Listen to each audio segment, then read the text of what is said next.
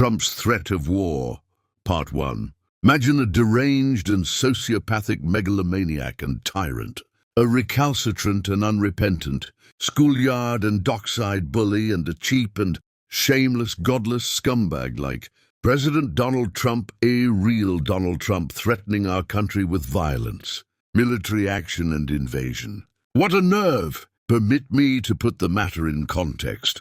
A friend of mine sent the following words to me last night after reading his threat of war and military action.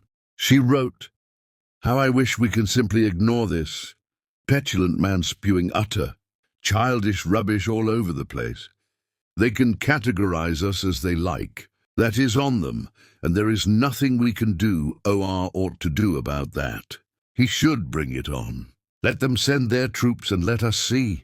The same Islamic terrorists that they funded to destroy us. Serves us right. We had the chance to stand and be counted on the right side of history, before God, with the genocide that has been committed by Israel and funded and supported by America. For all it's worth, South Africa stood and represented. We were nowhere to be seen or heard. And yet look at this." She concluded by saying the following: "It is not his fault or the Americans' fault. It is solely ours. I pray this is a wake-up call for us as leaders, as a nation and Africans. These people are not our friends, have never been and will never be. Neither should we tolerate having them as our masters or elders." I concur with this deeply courageous lady who has said it as it is. Frankly, I couldn't have put it better myself. My response to her was as follows: "You are right. They are evil, and if he carries out his abominable threat, there will be a war. We shall not leave the country, but we will fight it out with them. We behaved like cowards and allowed them to demonize us with no response. I do not know what is wrong with Nigerians, but this will be the greatest challenge they have ever faced, and maybe after it is all over, they will appreciate the importance of having bold, articulate and courageous leaders and disavow themselves of their accursed cowardice, ignorance, pettiness, weakness, envy and complacency." I meant every word.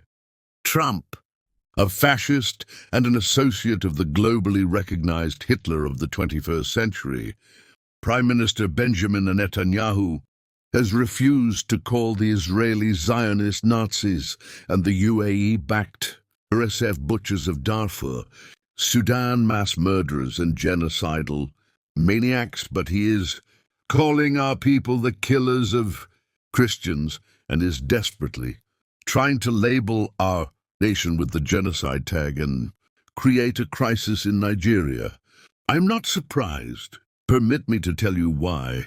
In my essay titled "Christian Genocide and the Danger of Mischaracterization," which was published 1 week ago, I wrote inter alia the following: "Our government must refuse to allow themselves to be hoodwinked by the words of middle-ranking American government officials who are not members of the MAGA inner circle and who do not truly represent the very hardline and extreme views of the right-wing Christian fundamentalist and anti-Muslim forces that Trump holds dear. If they really want to know what Trump is thinking but has so far refused to voice about Nigeria, it would be wise for our government to consider the words of Secretary of State Marco Rubio, or Sec Rubio, Senator Ted Cruz as Scented Cruz, Congressman Riley Moore, Rep. Riley Moore, and Congressman Chris Smith. Far more than the soothing and encouraging words and expressions of support from friendly faces in the Trump administration who have deep ties with and a soft spot for Nigeria, but who are not at the heart of the MAGA power configuration. Like Trump's Lebanese brother-in-law and special advisor on African affairs, Masad Boulos, U.S. Senate Advisor AF. American doublespeak and subterfuge is an art, and we must never take them for their word or drink from their poisoned chalice. As the Bible says, their speech is as smooth as butter, but war is in their heart. Sadly, our government did not pay heed to my words and instead took the comforting words of Bullis as the position of Trump. How wrong they were! What a profound miscalculation and grave error. They succumbed to a sucker punch, and 2 weeks later, a devastating right cross was delivered to their chin. I saw it coming, but they didn't. This decisive blow came when Trump not only claimed that Nigeria is the most dangerous country for Christians to live in the world, but also designated us as a country of concern, falsely alleging that more Christians are killed in Nigeria in one day than in the rest of the world put together. He also said that he intends to do far more against Nigeria and that this is just the beginning. He proved his words by going a step further the following day by threatening to send military forces to our country and kill our people. What he did not say, but which is obvious, is that a regime change orchestrated by them may also be on the cards. That is their objective and desire. That is their style and modus. That is their character and nature. That is their history and practice in foreign lands whose resources they covet, and only a fool will deny it. Yet it did not stop there. On the same day, Pete Hegseth, the American Secretary of War, went even further and threatened to launch airstrikes and attacks on Nigeria to protect our Christian brothers. This is the brazen threat and nonsensical rubbish that some in our midst have been cheering all night. They forget that bombs and instruments of war, when deployed by American-backed mercenaries, American proxies or American soldiers, do not make any distinction between Christians and Muslims or ethnic groups. Once they deploy, begin the carnage and the bombs begin to fly, we shall all die or be displaced. Worse of all, those in high places that do not have the intelligence, knowledge, or understanding to discern the grave implications of all this, and gullible members of the Christian community in Nigeria that are applauding this absurd narrative and course of action will soon find out that we are being pushed the way of Sudan, Libya, Iraq, Congo, Gaza, Lebanon and Somalia. Only ours will be 100 times worse. As much as I despise them and their evil ways, I doff my hat to the Americans, the Zionists and their local collaborators and co-conspirators for achieving their devil-inspired and sinister purpose and pulling off this great evil, all in an attempt to destabilize, destroy and divide our nation, push us into a religious war, after which they will send in the monster Irial Eric de Prince and what is left of his mercenary Blackwater army to supposedly protect Christians, but in reality to secure and steal our rare earth and vast mineral resources. That is really what this is all about, the violent acquisition of our rare earth. Sadly, most in our country just don't get it. It has nothing to do with religion and everything to do with recolonizing us, balkanizing us and destroying us.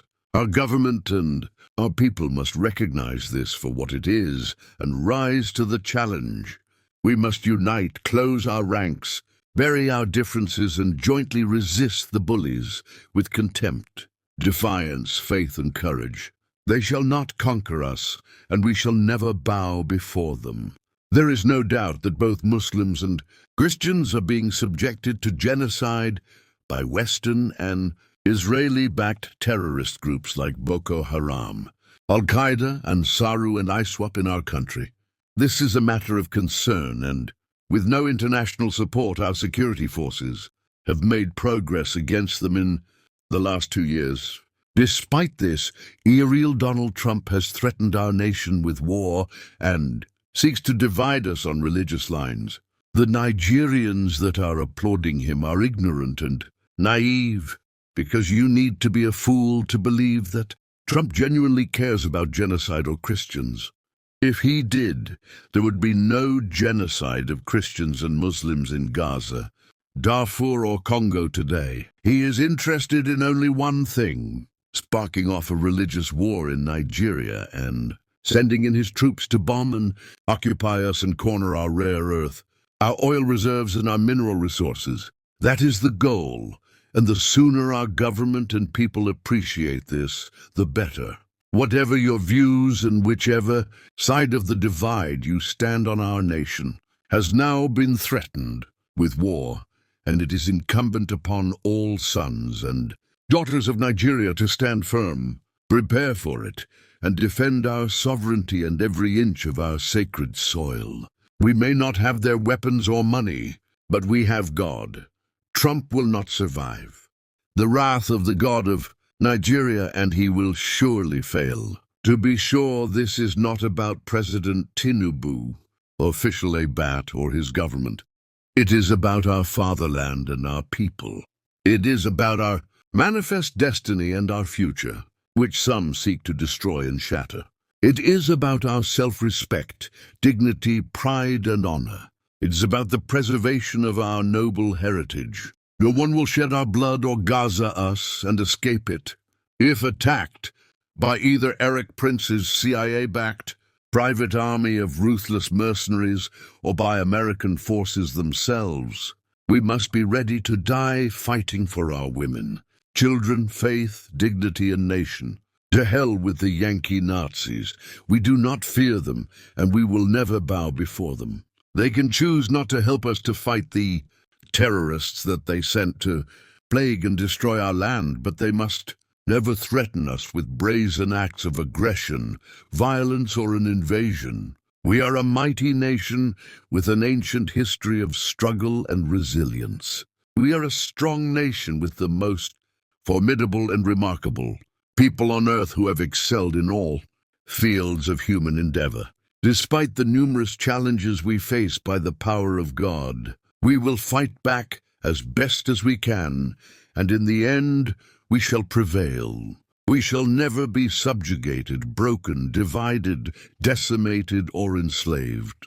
Drop one bomb on our people, whether Christian or Muslim, and the fire of God will burn you. The sword of the Lord will cut you, and the plagues of the Lord will afflict you. It happened to Pharaoh, Sennacherib, Herod, and Nebuchadnezzar, and it will surely happen to you. He shall deliver us from your evil, because he is a God of justice and the oppressed. He will never leave us or forsake us. Do your worst and let the Lord strike you down. FFk.